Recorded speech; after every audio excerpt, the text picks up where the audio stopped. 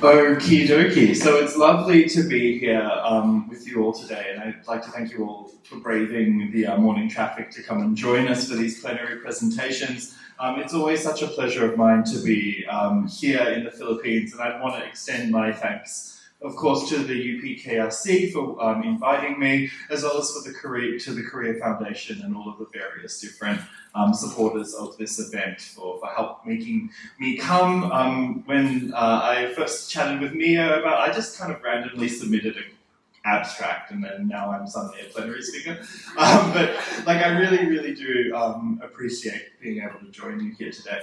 So what I'm going to be talking to you about today is emerging from over 7 years of ethnographic investigations of the ways in which Korean popular culture fandom, particularly the fandom for K-pop, has shaped the various different kinds of queer cultures, a term that I'll define in a second, here in the Philippines. I have been, over my career, really interested in the ways in which East and Southeast Asian cultural flows impact and shape gender and sexuality in lots of different ways. And one of the things that I'm particularly interested in is the ways in which fandom operates as a space through which individuals living within societies that aren't necessarily particularly open or accepting of various different kinds of LGBTQ plus experiences, how fandom can operate as a safe space and a space of transformative potential for those who need to find something that they can latch onto in order to kind of advocate for themselves, as well as kind of promote what I call fantasies,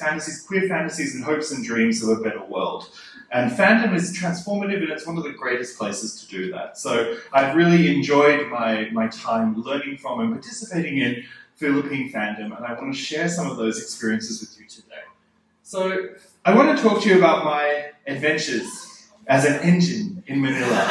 So I am a fan of the boy group Hypen from Hype. And as many of you are probably well aware, but some of you may not know, Hypen is actually about to have a big fan meeting today here in the Philippines, and I am sacrificing my attendance at that fan meeting to be here with you today. So, spare some sympathy for me. But anyway, I spent a lovely summer here in the Philippines in June. I was here visiting for the first time since COVID, just to kind of look at and explore the ways in which South Korean popular culture has been impacting the kind of urban landscape and consumer culture here in the Philippines. And of course, as a fan of this wonderful boy group, I was particularly interested to see all of the various different ways in which this was manifesting within the Philippines. And I just want to kind of talk a little bit about my positionality with regards to this. So yes, I'm a fan of Hypen. We call ourselves Engine. If you're curious to know, my bias is Sonu.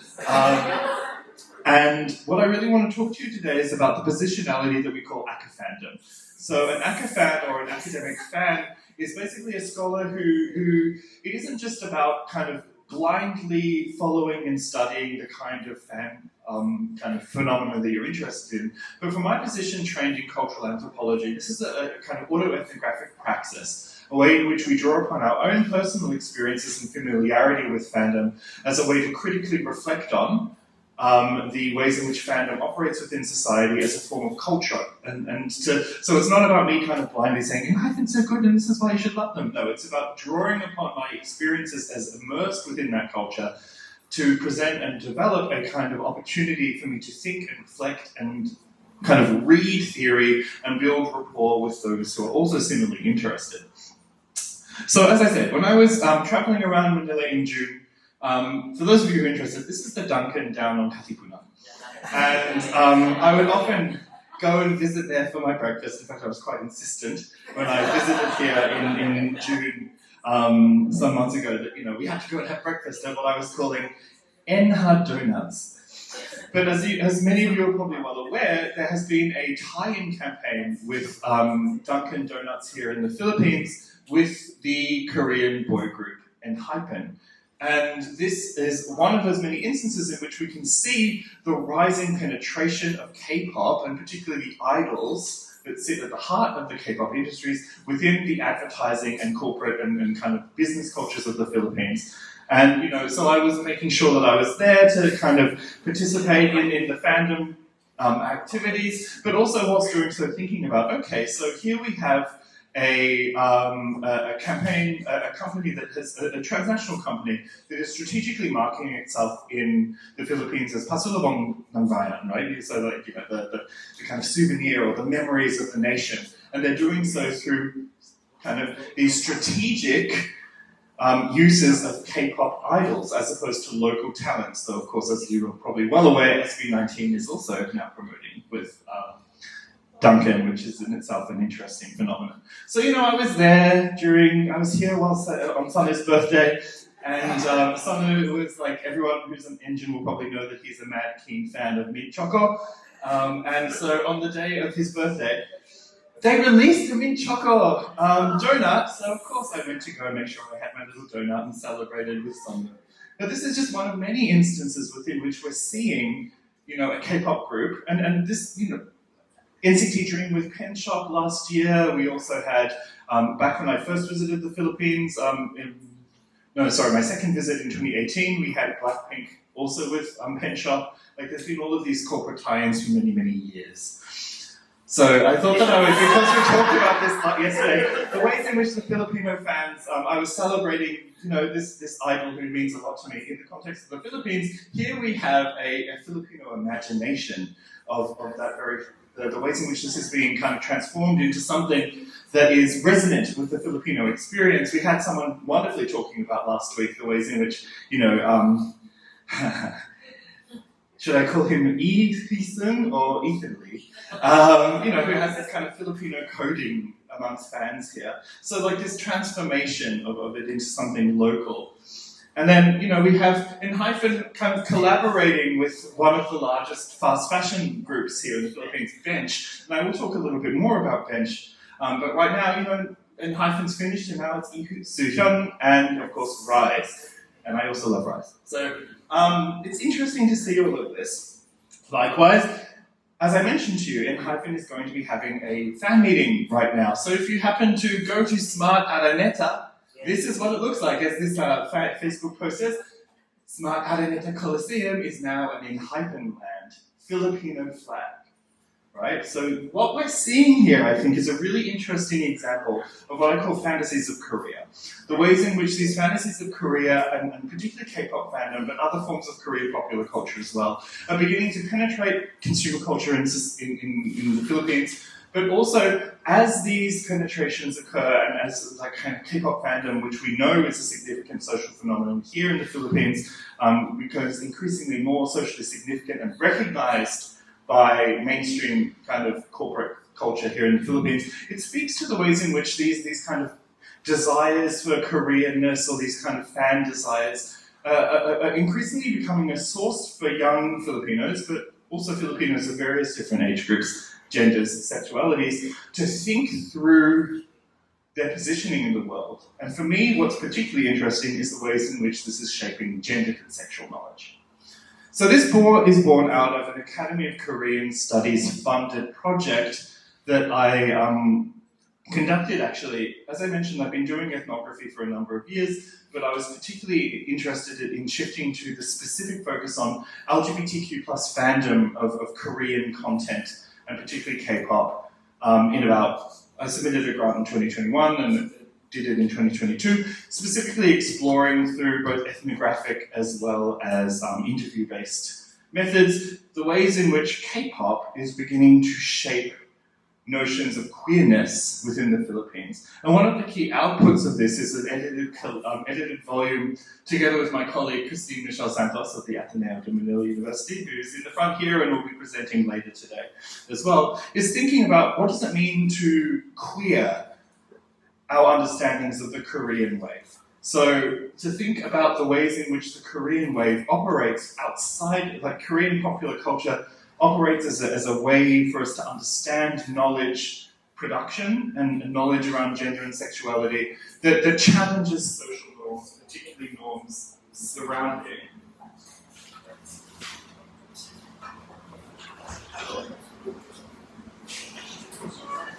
My mic just died, particularly, so I'll just have a good voice, so it shouldn't be an issue. Particularly norms around gender and sexuality. So for those definitions, queer, when I talk about queer, I'm not talking about an identity category. What I'm talking about here is a kind of process of social knowledge production that David Halperin refers to as whatever is at odds with the normal, the legitimate, or the dominant. Or to quote the famous definition of queerness put forward by Eve Kosofsky-Sedgwick, queer refers to the open mesh of possibilities, gaps, overlaps, dissonances and resonances, lapses and excesses of meaning when the constituent elements of anyone's gender or of anyone's sexuality aren't made or can't be made to signify it monolithically. So what this means is that to think about things queerly means to think about how queerness as an anti-identitarian and anti-normative force is ultimately deconstructive. It's designed to challenge norms and understandings and common sense approaches to understanding the world, particularly tied to gender and what we call compulsory heterosexuality. So what I'm particularly interested in is the ways in which K-pop, as a resource that people utilize in their everyday lives, can be turned into a tool for this process of queering. I'm going to talk a lot about how that operates as a form of what I term fantasy work. So let's return to Bench.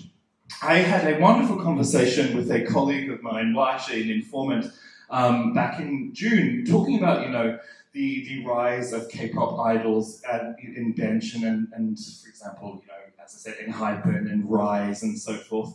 And he mentioned to me something that I've been well aware of for a number of years. He emphasized to me that, he's a queer man, identified as bisexual, and said to me, within the context of the Philippines, Bench has this really important role as a kind of cultural image of masculinity, both in terms of reinforcing traditional macho culture in one side, but on the other hand, it has also been something that many consumers who identify as queer men, then draw upon and transform into a sort of queer imaginary. And the shift away from the kind of macho image of people like, Alden Richards or like Dino Martin, these people, towards these Korean idols says something interesting about the ways in which desirability and notions of kind of gay male desire are shifting within the Philippine context. What was particularly interesting to me is earlier this week, Bench actually announced that they had entered into partnership with a pageant in Korea, Mr. International Korea, and that they're using Korean male, these aren't idols, but they're pageantry, basically. You get all of these handsome Korean men appearing in Bench underwear. And who's this? This is something that is speaking to this ways in which we're beginning to see Koreanness become a kind of idea, an ideal or a fantasy within Philippine queer culture. So this is something that I want to talk to you about today. And I'm going to talk to you about it by reflecting first and foremost on some recent ethnography I conducted. I was here, as I said, in June, and as many of you are probably well aware, June is Pride Month, right? It's a month in which we can celebrate and advocate for LGBTQ plus people, and many fan events and art events are held during this month, sometimes coincidentally, sometimes strategically, that are designed to kind of celebrate queer culture in the Philippines. So the two events that I attended, the first is Blush Convention, which is an event that focuses on celebrating the Pan-Asian, but originally Japanese, form of popular culture called boys love. And it is this kind of event that brings together fans, industry, and also academics such as myself. I was there to deliver a talk actually about Korean BL. And at the event, there's also various fan artists selling a lot of their merchandise. So I was there in June, and then the other event that I attended was Comiket Pride, which is, of course, Comiket is an important producer of comics and graphic novels here in the Philippines. But they, this year, as well as in previous years, they ran an event that was specifically focused on this year, especially due to some issues in 2023, highlighting LGBTQ plus creators and celebrating their art as a kind of activist presence within the context of the Philippines. And what became very clear to me while I was attending these events was the ways in which K-pop fandom was manifesting and becoming a key resource and way in which queer Filipinos were kind of communicating their desires and communicating their LGBTQ plus identities. So for instance, whilst I was attending BlushCon, they screened a Korean BL series called Love for Love's Sake. And then whilst I was moving around the venue hall, now the majority of the stuff that appears at BlushCon for various reasons historically is Japanese, but whilst I was there, I also began to see a lot of fan art engaging with the practice known as shipping, where you reimagine like kind of characters in kind of romantic or sexual relationships. And so this on the right is an instance of a fan producing work related to the webtoon / manhwa. Anyone know? Dook? ORV, right? And indeed, I actually was approached by a Twitter follower who shared, thank you for coming to the Philippines. I'm like, yeah, you're welcome. I love being here. And came and said, I wanted to share with you my favorite ship. And here it's Dook from ORV, and talking to me, and then I really appreciate the work you do and highlighting queerness in the Philippines. I'm queer too, blah blah blah. But what particularly interested me is that in order to connect with me and celebrate queer Filipino culture and identity, shares with me fan art that they have produced, by the way, of the main protagonists of a not queer canonically text, but a text that they have queered through their fan production. Likewise, I was approached by numerous fans because I gave a lecture, as I said, at BlushCon, and in that lecture I shared some videos from a very famous Korean BL web series called Semantic Era, and I was approached by numerous fans of Semantic Era who came and spoke to me about how important Semantic Era had been to them for helping them develop their own kind of sense of queerness. And I'm pictured here with a young man who was actually cosplaying as the protagonist of Semantic Era, Sangwoo, and he came in and we actually had lunch together a bit later, and I interviewed him a lot about why Semantic Era was so important for him as a queer Filipino, and he was talking about how it was good to be able to see queer representation, and it resonated with him. He felt like a personal connection to the text, and it also helped him engage with all sorts of other fan practices such as shipping culture that allowed him to articulate and express his queerness within a society that doesn't necessarily fully allow that to always occur. It's important to note he turns to Korean popular culture, not local popular culture, in order to do that. And last but not least, as I mentioned to you, I gave that lecture, and I gave a kind of one of my case studies was looking at the practice of idol shipping, so imagining members of idol groups in romantic and sexual relationships and producing fan fictions, fan art, fan edits, etc.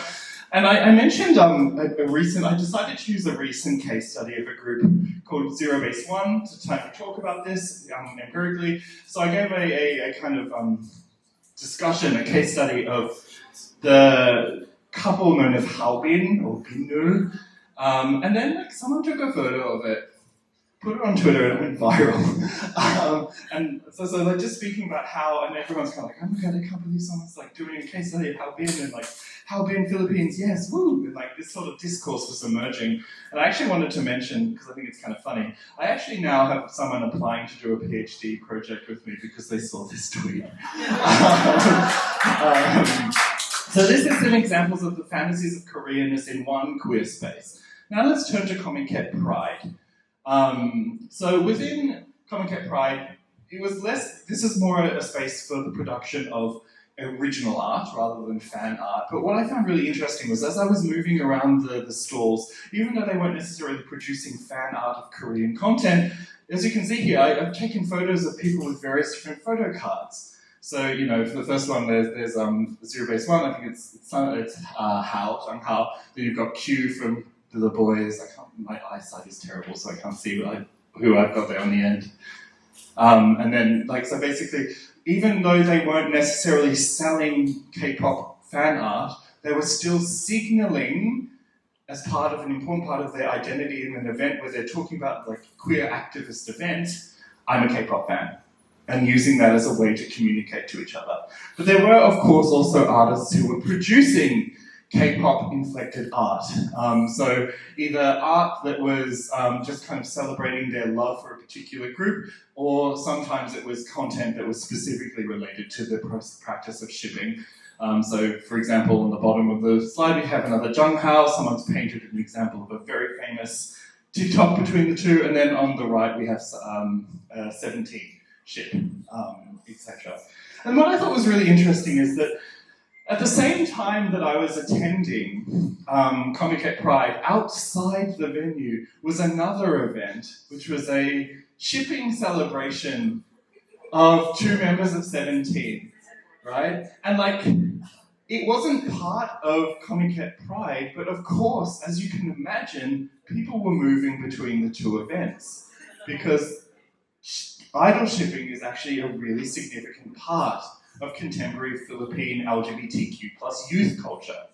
So these are just some instances of the Korean fantasies, but now I want to talk to you a little bit more strategically about the ways in which K-pop has kind of directly impacted, in a kind of interesting way, the ways in which kind of Filipino consumers and Filipino LGBTQ plus people engage with and make sense of their selves and their gendered and sexual knowledge. So this is an article that is currently in Sexualities. I want to also thank my co-author, Kelsey Scholes, who helped me put this together. It's a qualitative study, so it's designed to be explorative. So for instance, I interviewed 17 fans, some Australian, some Filipino, but I'm going to really focus on the Filipino informants here, of which there was only 7, but as I said, qualitative explorative work. So what was particularly interesting to me was the ways in which these fans all interacted with Anglophone fandom spaces, so they were operating transnationally, and they said to me that they always already viewed LGBT, K-pop fandom, as a space that was friendly towards LGBTQ plus people. They viewed it as safe, especially when it is expressed in its online form, on Twitter and other forms of social media. And a lot of the discourses that emerged from LGBTQ plus Filipinos about their relationship, to K-pop fandom culture were the ways in which, this is a safe space, it made them feel secure, but it also allowed them to kind of articulate and explore their both romantic and sexual attraction as queer individuals towards various idols, as well as it being a sense of excitement, something that was what we call highly affective, which I'll talk to you about in a minute. And then this was then drawn upon to make sense of themselves as queer individuals and to make sense of themselves as part of a broader community. So, for instance, we have this quote from Irvin, this is a pseudonym. K-pop fandom in general is very welcoming. No matter what group you stand, no matter what idols you like listening to, you'll always have a set of people who will be welcoming you with open arms. I have not seen fans treating those who are part of the LGBT any different. They really try and empower the community. Now, within my work, I've argued that in the context of the Philippines, K-pop fandom is increasingly emerging as what we call a queer space, a space set aside from heteronormative culture within which we see the kind of homophobia, transphobia, etc. operating, that K-pop fandom represents a safe space within which queer desires and experiences as LGBTQ plus people have become normalized. So it's a flipping of the ways in which social structures typically work to suppress LGBTQ plus experience.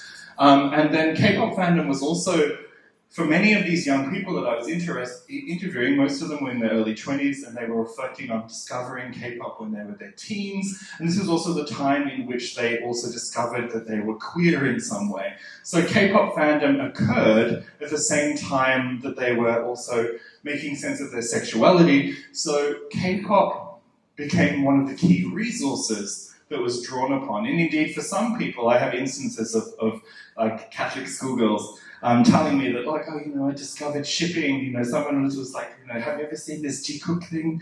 And like, oh, wow, that's hot. And then realizing, oh, actually, you know what? Same-sex people can actually love each other. Ooh, maybe we should start kissing, right? And then, like, actually talking about the ways in which K-pop helped them discover that queerness is possible within this society.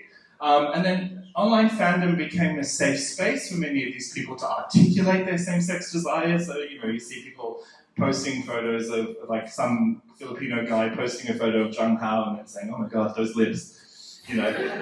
Or like, you know, a way that gender can be played with and explored with. And it eventually turns into an important safe space of solidarity and support when experiencing homophobia or transphobia in everyday life. So, for example, say you have a family member, and this is all too common in the Philippines, who is not welcoming or accepting of LGBTQ plus people. Maybe they're extremely religious and view it as sinful. In your everyday life, you're facing the stress and the pain of having to negotiate that immediate sense of, you know, homophobia in Philippine society. And then at the end of the day, you can come, log on to Twitter, open up AO3, start chatting with your K-pop friends and venting and escaping that everyday lived experience of homophobia.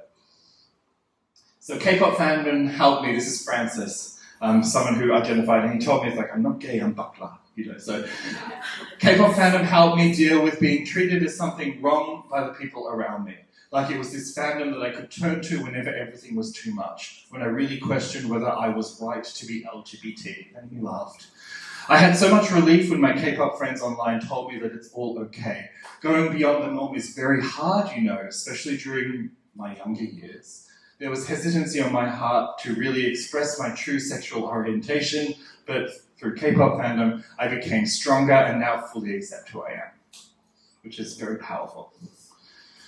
But more importantly, K-pop acts as what I call a queer resource. One of the things that was very, very clear for Filipinos was that you can draw upon the styling of K-pop idols, which challenges the conventional ways in which masculinity is kind of depicted within the context of the Philippines, and you can draw upon that styling both in your own personal life as well as a resource to push back against heteronormativity, hetero-patriarchy, and to challenge the culture of machismo, which exists within this country, so hegemonic masculinity. And many of the informants emphasize that there is a queer aesthetic to K-pop. Now, in my mind, this is not necessarily always true and always the case, like empirically, but what is important to me is that fans believed it to be true. So it is a way in which a more expansive understanding of gender can be developed. So here is a quote, once again from a Filipino fan, Neil. So I'm not sure whether I agree with what he is saying empirically, but what is important to me is how he uses this discourse to challenge local knowledge. So he says, Korean men are allowed to possess some kind of masculinity that is very feminine, so to speak. I mean, men in South Korea are allowed to wear makeup, and that is considered very beautiful, while here in the Philippines, if a certain male, a certain guy wears makeup or exudes some sort of feminine aura, they automatically mock that person. I mean, here in the Philippines, so our idea of masculinity is very strong, very brute, and we have this macho identity that a man must exude in order for him to be considered as someone who is worthy of emulation and respect. While in K-pop, with their openness and their aesthetics, their idea of identity is different. Because of K-pop, I became more in touch with my sexuality, I became more aware of what I like about guys, I came to appreciate that softer side to masculinity, and that's okay to be a little feminine. Now, I want to emphasize that South Korea is actually a hetero-patriarchal nightmare filled with like Hannam and really problematic Korean men. But what is important to me is how the fan produces through their consumption a kind of narrative, or as I would say, a fantasy that then can be drawn upon to combat lived experiences here. So whether or not this is a true statement around Korean men, to me, is not important. What is important is the fantasy work that this fan is doing. So ultimately, K-pop fandom is a space of effect. Who follows these accounts? So LGBTQ fans' enjoyment of idols derives from both the homoerotic performances and the shipping culture that I mentioned to you, as well as the fact that this is a space where they can explicitly express their queer desires. And what's important is that K-pop fandom is playful, and this is all intentional. So it's very active, it's very strategic. And fans work together transnationally also to generate shared fantasies for their engagement with idols. And these massive accounts, and I'm friends with the admins of both of these accounts, kind of develop and engage with idols. But now I want to start thinking about everything I've been talking about rather descriptively in a more theoretical sense. And I want to focus on this term affect. Now, affect is an important term within cultural studies, and indeed cultural studies has experienced over the last decade what we call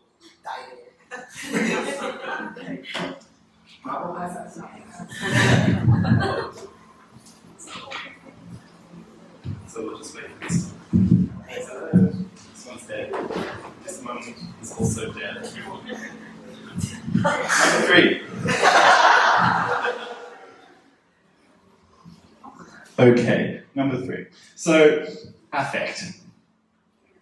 By affect, I refer to a pre-conscious intensity and or movement or capacity to be moved through which social subjects engage the world. So it's a reactive, instinctive, and embodied sensory response to the world that is then translated into some kind of psychosocial, emotional reflection or output that social subjects who are desiring agents, so people who possess desires and use those desires to impact the world, make sense of themselves and make sense of the world around them. So we have various different stages here. Affect isn't just emotional, it's something more complicated than emotion. It is this instant sense of, ooh, and I'll talk to you a little bit more about that in a second. A queer affect, I've argued in some of my other work on fandom for Japanese and Thai popular culture, is an affective response that is a movement that frustrates the common sense structuring of a social subject's world, as well as through that frustrating deconstructive kind of affective force, affirms and extends desires and fantasies counter to cis heteronormative conceptualizations of gender and sexuality. So within the Philippines, there is a particular term we utilize to make sense of the notion of affect, and this word is kilig. Okay, so kilig, as many scholars, and I'm going to just quote a few different scholars' definitions. So Christine Santos and Baudinette in 2024 define it as an affective response central to Philippine media culture brought about by encountering romantic content. It is in effect considered to be highly gendered in that it is often linked to women's fandom in popular discourse. For Parnell, Trinidad and McAllister, who've written this wonderful book together about Philippine romantic fiction, kilig is a kind of affective romantic excitement and a distinctly Filipino feature. Kilig can be used as a noun as a thrilling sense of excitement or adjective to describe scenes that evoke a thrilling sensation. And then Professor Luis Sanchez, who is a member of the College of Mass Communication here at UP, in his book on teleserie, argues that kilig can be described as energy in popular Filipino romance. People experience kilig in hearing, viewing, and performing these romantic tales. To feel kilig is to resonate with the adventures of Filipino lovers. To feel kilig is to feel once again Filipino-ness. That last statement, I'm not so sure is fully true nowadays. So when I think about these affective responses and the ways in which fantasy operates for these consumers here in the Philippines who turn to Korean popular culture to kind of make sense of and advocate for queerness in all of its different forms, I've come to define this as what I call queer fantasy work. And this is what I'm exploring in my current book project, Queer Fantasies of Asia, Japanese and Korean media fandom in the Philippines. So what happens? As I've already mentioned to you, K-pop fandom is playful, and it is exciting. It's all about kilig, that feeling of kind of a, ooh, that tingle, right? That instinctive enjoyment. That enjoyment, the pleasure that K-pop fandom elucidates in the fans spills over. It's excessive, and it kind of breaks the bounds of consciousness and spills over into all facets of the fan's life. And if this happens to be an LGBTQ plus fan, it spreads into their gendered and sexual lives. Affect is all about excess, and queerness is also all about excess. So what happens is that this excessive pleasure that fandom produces needs to be channeled in some way by a social subject. So I argue that an LGBTQ plus fan who also lives under hetero-patriarchal and homophobic conditions begins channeling this excessive emotionality, the overpowering feeling of kilig, into fantasies. And these fantasies are utopian. They're about designing a world that is better, particularly for queer social subjects, often through sharing this sense of emotion. So what I argue then is that through the production of these utopian fantasies, K-pop fans, LGBTQ fans in the Philippines strategically transform in a very active and conscious way. So first of all, the kilig and everything is pre-conscious, but now we're looking at consciousness, something that is deliberate and done strategically. They turn K-pop into a tool that they can utilize to combat marginalization and discrimination. So this is transformative action. The fan uses fantasy to take something that is often actually criticized in South Korea as being heteronormative and turn it into something queer. And for me, that's what's important here. And this is why I want to talk about this as fantasy work, because it's not just fantasies that are floating around and somehow subconscious. It is work, it is labor, because it is not just kind of a practice that has some kind of time or emotional investment, it's also got something with an intended outcome. So the outcome is to create a better world for LGBTQ plus people. So K-pop fandom has become a political force. This is politics in the Philippines for LGBTQ plus subjects, because they generate all of these fantasies, and these queer excesses are then transformed actively into something to kind of make the world a better place. At least that's my argument. So I want to emphasize that there has been some concern amongst theorists, for example, my lovely colleague, Professor Sanchez, in his book Abangan, that the penetration of Korean popular culture into the Philippines is actually concerning because it is kind of suppressing local indigenous expressions. And he talks about the ways in which the rise of K-dramas is distancing people from kilig and distancing people from that kind of Filipino romantic imaginary, and is kind of perhaps something to be concerned about, though he's a little bit less kind of concerned about it than scholars such as Ainsley et al.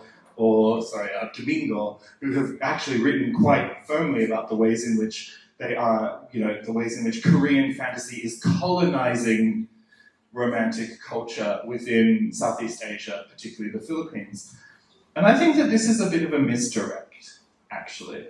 Because if I have fans meaningfully telling me that this stuff is important and powerful, I don't think I want to dismiss them as being somehow embedded with some kind of system of false consciousness. I think that that's actually extremely disrespectful. And also, it fails to consider how affect works.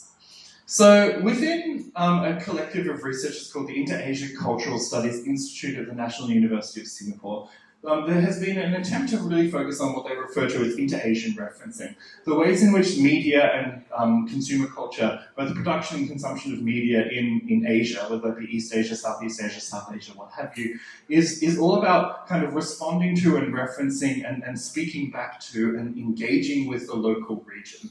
Now, this particular method initially developed as an attempt to push back against the concept of the West and the rest under globalization. And it was developed by a scholar named Kwon Ching-chung, who developed this very famous methodological approach called Asia's method, basically saying, let's use Asia as a space to generate theory, and don't just use like a context like the Philippines as a kind of laboratory to test whether or not Western generated theory is true. Let's actually generate theory from Asia. And this is an example of what he calls de-imperialization, but we can also talk about as being decolonization. So pushing back against the colonial forces that exist within society, whether they be historical or contemporary, and then producing new understandings of the world, grounded in Asia as the center of the global system. Now, within some of the IAC's work that has emerged, there has been concerns about the unequal power relationships between East and Southeast Asia, and I want to flag that some of those concerns are legitimate, particularly because, as we know, and this was something that was talked about a lot yesterday, East Asia is, of course, more economically dominant and powerful, right?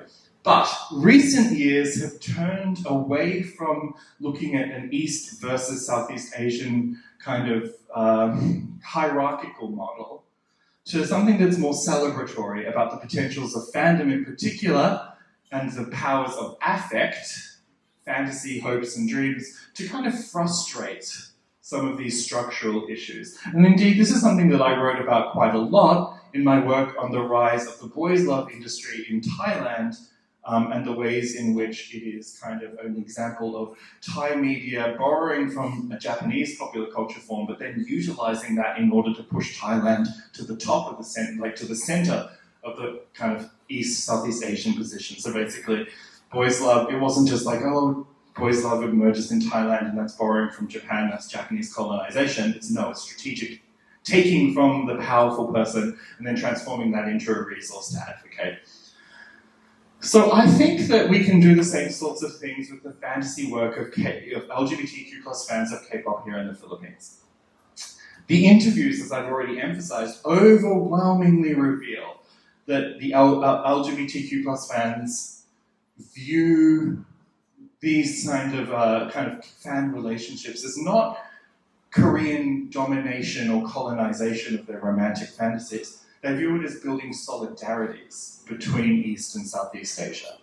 And for LGBTQ plus fans who are marginalized within their lived experience within this context, the fantasy work of transforming K-pop into this queer resource is also about transforming K-pop into a decolonial resource. So it isn't just queer in the sense that it challenges cis hetero-patriarchy, it's queer because it challenges the idea that Southeast Asia will always already be dominated and colonized by the East Asia, and the West, of course. And as I mentioned to you very early in the beginning of this discussion, we're seeing the rise of K-pop idols in advertising culture.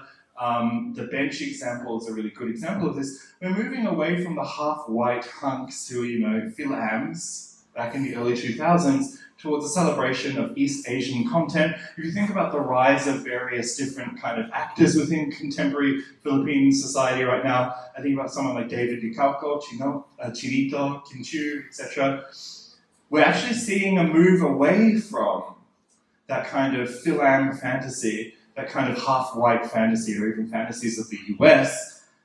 And yes, South Korea is still in an economically dominant position vis-a-vis the Philippines, but at least it can be strategically deployed by Filipino fans to push back against US imperialism within the context of South Korea. In the context of the Philippines. And for me, that's very, very important, because we all hate the US, right? So this actually allows me to respond to a really, really kind of seminal theory within Philippine cultural studies put forward by Neferti Tadia back in 2004, where she developed a theory of what she called the libidinal economy of the Asia-Pacific. She argued that the Asia-Pacific was dominated by what she terms fantasy production, within which the US and East Asia exist within a kind of economic and cultural marriage.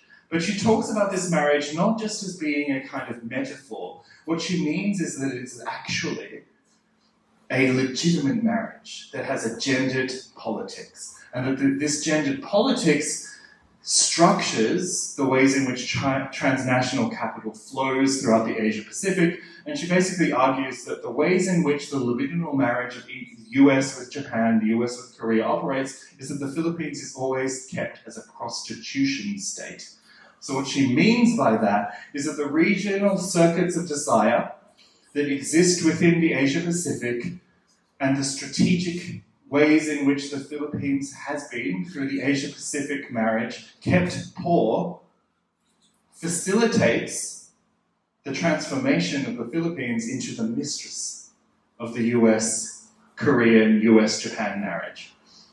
And this is what leads to the domination of this society by OFWs, in which, Filipino people are transformed into resources that are sent externally outside the country. For whose benefit? The benefit of the US, Japan, US, Korean political marriage, not the benefit of the Filipino. But Tadia's argument argues that the fantasies that exist around about East Asia within the Filipino imaginary that is produced for this marriage is always already about suppressing the agency of the Philippines and actually maintaining the integrity of this marriage. So basically the fantasies of development that exist within the Philippines vis-a-vis the US, Japan, and South Korea are designed to disenfranchise the Filipino, not to empower them. Now, why does Tadia argue this? Is because she draws upon a rather structural understanding of the ways in which culture and affect and fantasy works. Her ideas of fantasy is not the active fantasy that is produced by a consumer. She's actually she's influenced by Lacan, and she's influenced by Marx, and she actually says that they are structural and relate to the collective subconscious of the Asia-Pacific, and that it's like the Asia-Pacific is a psycho-social entity that actually kind of is structured by fantasy. And that the ways in which people fantasize, the dreams and hopes that Filipinos produce, for instance, are not their own dreams and hopes. They're dreams and hopes that are produced through the system. So rather than fantasy as an active force that is drawn upon from and created through a response to affect, Tadia aligns with the Lacanian and Marxist notion of actually what is called phantasm in Marxist theory, in which the phantasms operate as a disordering force that produces false consciousness. Now, I think that it's probably clear that I don't agree with this. Whilst I believe that there are some merits to the ways in which Tadia makes sense of the structural kind of logics of the Asia-Pacific in the ways in which it keeps the Filipinos kind of strategically poor, I don't think that the fantasies that are produced by fans are completely determined by that system. Because fantasy and affect has the potential to disrupt the social system. And this is what I mean by queer fantasy work. My LGBTQ plus Filipino interlocutors rejected very firmly through my interviews, through my observations over many years, the idea that Korean popular culture fandom frustrates their own emancipation. The idea that investing into Korean popular culture will not allow them to become emancipated as queer subjects. They rejected it outright. Indeed, they viewed the circulation of Korean media in the Philippines as a reconfiguration of the Asia-Pacific region. They viewed it through their transformation of this into a queer resource. They are saying that we are queering the libidinal economy. So if the libidinal economy is hetero-patriarchal, as Tadia interprets it to be, my argument is that fandom allows people to transform that libidinal economy into a queer relationship, one built on mutual love and respect. Asian solidarity here is really significant, and it reveals the ways in which inter-Asian referencing is producing a new queer sexual imaginary within the context of the Philippines. So by reshaping the relationship to the libidinal economy, Philippine consumers are developing consciousness of their positioning as Asian subjects who actually possess decolonial agency. So rather than Tadia's Marxist inflexed and Lacanian theory that suggests that it produces false consciousness, the argument of these Filipino fans, and my argument is that it actually is consciousness raising rather than about deflecting people's away from the reality of economic and socio-cultural oppression. It allows them to actually recognize how it is and build tools to push back against it. And this is significant because one of the main arguments I want to make in my work is that this isn't just about the Korean popular culture fandom. Korean media culture is just one of many Asian media texts, along with Japanese manga and anime, Thai boys love and girls love series, Chinese dunmei fiction, and indeed local Philippine content itself, whether that be P-pop or whether that be teleserie or Philippine BL, for instance. LGBTQ Filipinos have turned to the popular culture of East and Southeast Asia rather than the US to advocate for themselves. And that is a hugely, hugely important re-signification and reconstruction of the ways in which queerness is being explored, expressed, and articulated in the context of the Philippines. So I want to return back to this notion of queer fantasy work and thinking about, fan artists at either Comiket or BlushCon. What are they doing here? For me, queer fantasy work, which is grounded in intense emotionality of fandom culture and the transformative power of fandom culture, is a social subject's active and deliberate mobilization of queer affect to produce utopian visions and therefore bring about a more just and inclusive world.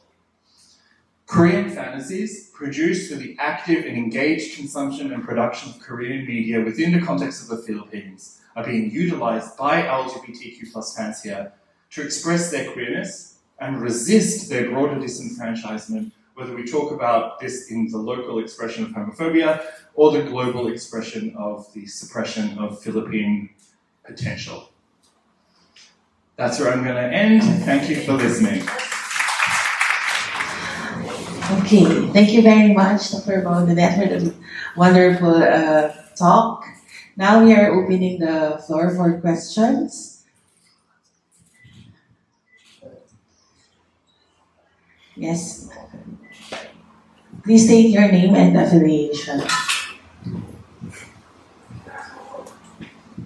Hi, this is on. Is it on? It's probably not on. They're never wrong. Mabuhay sa Pilipinas. Yeah, hello. Oh, okay, cool. Hi, my name is James On, and I'll be presenting later on Korean hip hop. First of all, I just want to say thank you so much, Dr. Thomas Baudinette, for such. I just want to thank you for the incredible work you do. It's incredibly inspiring and uplifting for everyone involved. I really love your perspective as an AKA fan. I think that brings such unique perspective that only you have, and really brings this research to life. And it just really resonated with me personally. And I also love that the emphasis on fantasy work, that is real work that produces very meaningful outcome and very tangible changes. I just wanted to, the interview part really struck out to me when the interviewed people stated how in Korea, masculinity is kind of different in the sense that men, like cosmetic is like, it's considered normal now and stuff and so on. But at the same time, personally, and I think others might agree, there's still so much work that needs to be done in South Korea in terms of toxic masculinity and heteronormativity and homophobia and on and on. And listening to your research, and I just want to ask you for your general thoughts on sort of, what are your thoughts on sort of the potential or possibility of the Philippine LGBTQ queer spaces and fantasy work sort of transnationally impacting sort of Korean like toxic masculinity the other way around at the same time? Thank you very much for that question. I just want to once again strategically emphasize that for me, if I'm going to be completely honest, this guy Neil, when he's talking about like, oh, Koreans can wear like makeup and they have a masculinity that's very different to us and blah blah blah blah blah. I mean, this is based on their reading of a fandom culture and doesn't necessarily reflect the realities, if you will, the empirical truth of what's happening in South Korea. Like, yes, there are people who do this, but like the vast majority of Korean men are Hannam, and that's not what they do. You know, I mean, who's traveled to Korea expecting to find all their beautiful oppa, and it's like, oh, these are Korean men.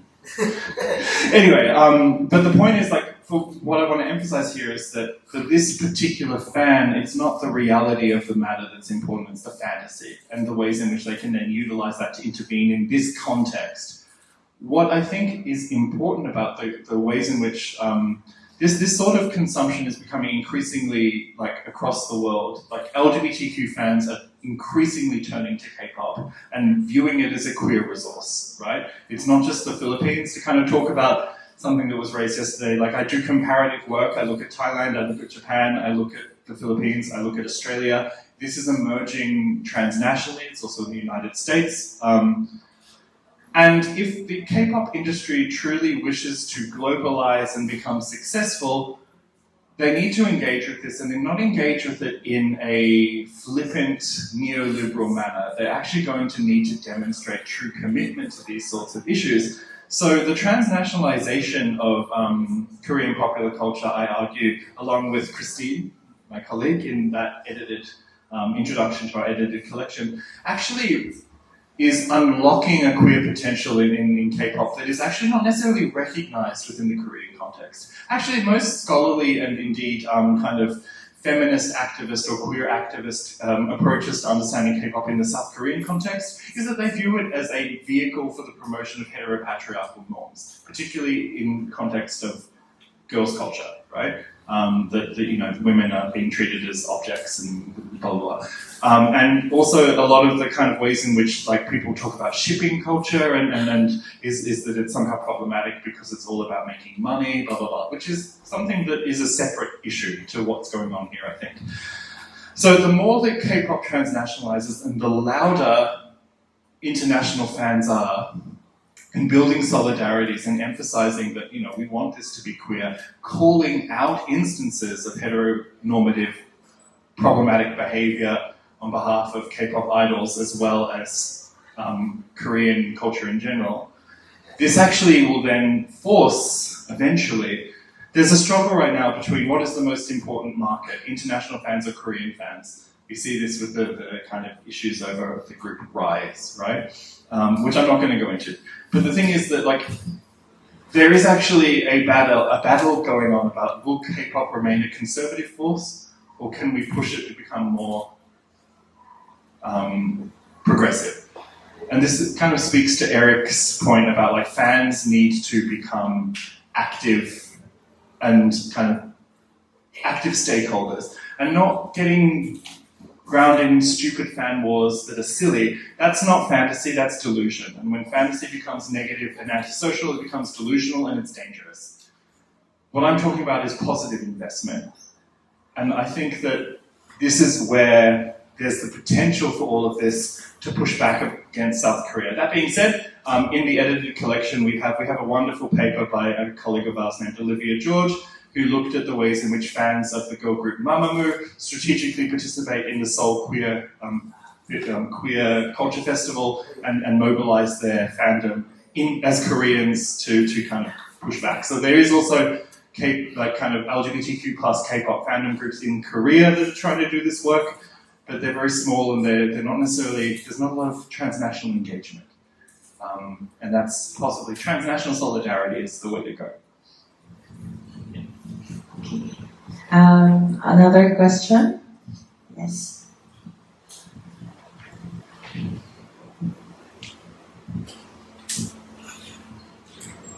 Hi, good morning. I'm Dan Manzana from UPLP. So I'd like to congratulate you. It was a very interesting lecture, but I'd like to ask about queer baiting. So the queerness that you have talked about is emanating from the fans, but also there's structural difference when it comes from, I think, the companies, and the fans are saying that, oh, are they queer baiting, or are these strategies queer baiting? Can you give me an example of queer baiting and define the term? So, for example, I'll be coming from K-drama. So in K-dramas, there's what we call bromance. And then some fans are saying, oh, this is some type of queer baiting, a queer baiting strategy in K-drama. So what is queer baiting? Define the term for me, please. I know what it means, but what I'm suggesting here. So I'm going to actually step in here.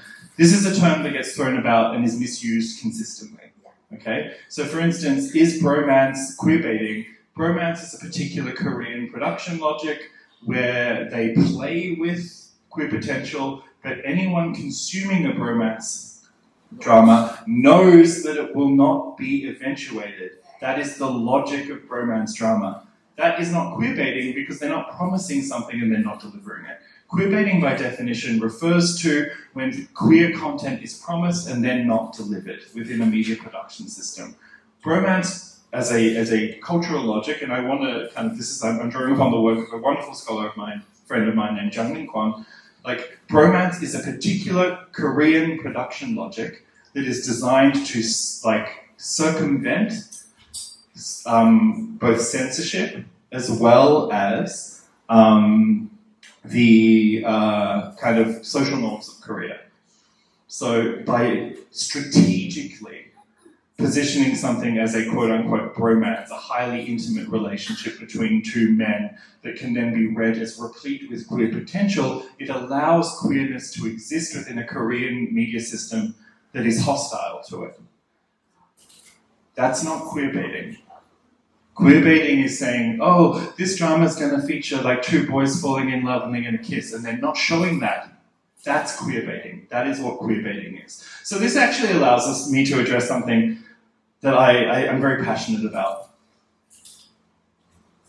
Misunderstanding of terminology by fans.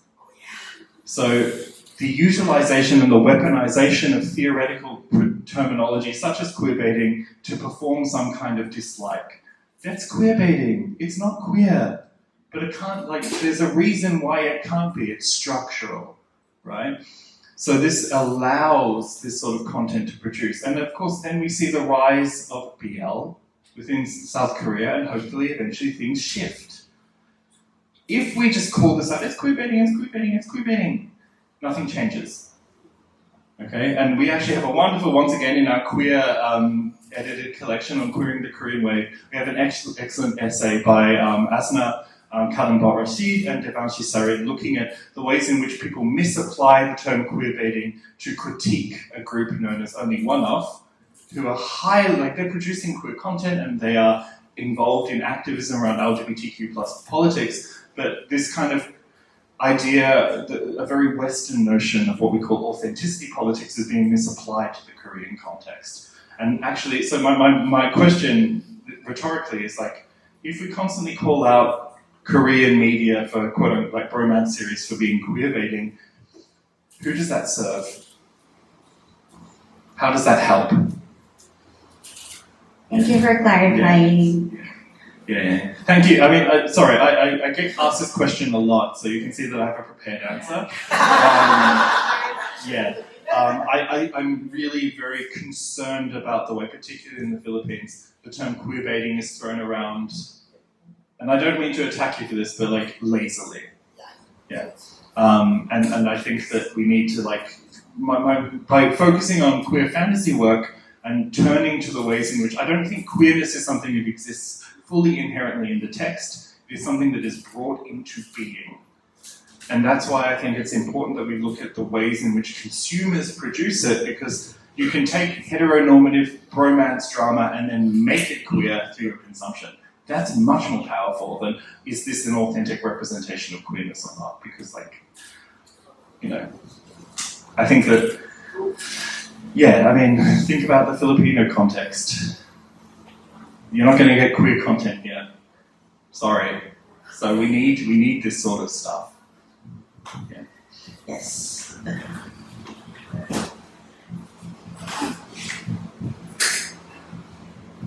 Yeah, hello. So my turn. Now, one reaction and then one question. Because thank you for first of all, thank you for that presentation and all. My reaction to it was because, frankly, I'm a fan from 2010, even early 2000s and all K-pop. And unfortunately, I'm one of those early generation fans who in. The first reaction I get every time people knew that I was a K-pop fan was, bakla ka ba? Right? Are you gay? Right? And meaning that in a very derogatory sense back in the early 2000s, late 90s, early 2000s. Which actually brought me into a more difficult position, because when I told them I was standing a girl group versus a boy group, either way, I will be branded as such. So it was a very difficult time back then. If you're a guy, if you're an early generation fan, either you get branded as a gay in a derogatory sense or a DOM, a dirty old man. If you're right, either way, so you're talo ka, diba? You lose either way. So now, which now then brings me to my question. Because you said earlier that these queer fans found their safe spaces in the fandoms. What particularly about the fandoms makes it safe to begin with? Thank you. I want to say that kind of question still gets asked. Like, and there is, the Filipino culture of machismo is a terrible, terrible beast that is going to take many, many years to defeat, right?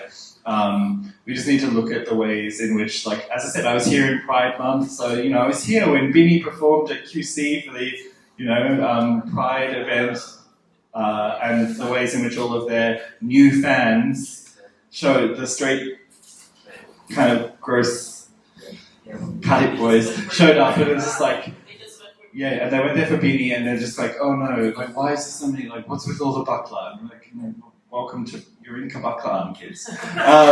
So, like, that still happens, but what I think has changed about the time that you're talking about versus now is that broader penetration of Korean fantasy within the Philippines more broadly. So, I don't think that there is this kind of like Filipinos understand what K-pop is now, and they kind of like, there's a certain celebration of it, and then the people who possess those sorts of ideas can be dismissed as being, oh well, you're an idiot, like, or you're old-fashioned, right? So there's that potential. What makes K-pop fandom safe is for the fans, like whether or not K-pop fandom is safe is not something I'm interested. What I'm interested in the ways in which is the ways in which these fans produce it as such through their discourse and through their fantasy work. They argue that, well, unlike in everyday society where I need to hide my queerness, I can talk about it openly. So it becomes a safe space where I can talk about it openly, and I don't have to worry about like saying me as a bisexual woman expressing my desires for a super hot Butterly, I don't know, something like that. There's Green Queen. They can say that safely, right? Whereas maybe they can't say that safely in other venues of their everyday life, like the workplace, school, with their family, in the church, right? Right? I don't know, has anyone ever sat and read AO3 during Mass? Because I know people who... Number 5. This is 4. Now 5. So that's one of the instances of safety. But also, like, it's joyful and playful and transformative, and that's also a sense of safety. So, for me, what is interesting is how the ways, basically, in many ways, it's not like, is K-pop fandom safe because there's something inherent about K-pop fandom that makes it safe for queer people, or have queer people who are disenfranchised taken a space strategically and turned it into a safe space? I actually think that the second point is actually what's going on. So it isn't that K-pop fandom is inherently somehow queer and welcoming, and it's just that because there's this critical mass, and as I mentioned to you, like there's this excessive power that needs to be channeled somewhere. And in the Filipino context, there's so few venues within which this can be communicated. Okay, well then we'll turn this into a queer space. So it isn't always already a queer space. It's always, one of the things I always emphasize about queerness is that it isn't something that is, it's something that is done. It is a becoming, to paraphrase Deleuze and Guattari. And that's important. It's brought into being. And is always brought into being. It's a process, continually negotiated. And that is what I think is significant here. This safety and this queerness is something that is consistently, through social interaction, through fantasy work, produced. Does that make sense? Yeah. So it's just like, it just happens to be the case that K-pop fandom is queer. Yeah. Why not? Um, we have time for one last question. So, This guy at the back. yeah, maybe I'll choose. Oh, No. This gentleman up the very back has been very patiently waiting. okay. I'd like to hear from him. And if anyone else has questions, you can always come and talk to me during lunch. Hello.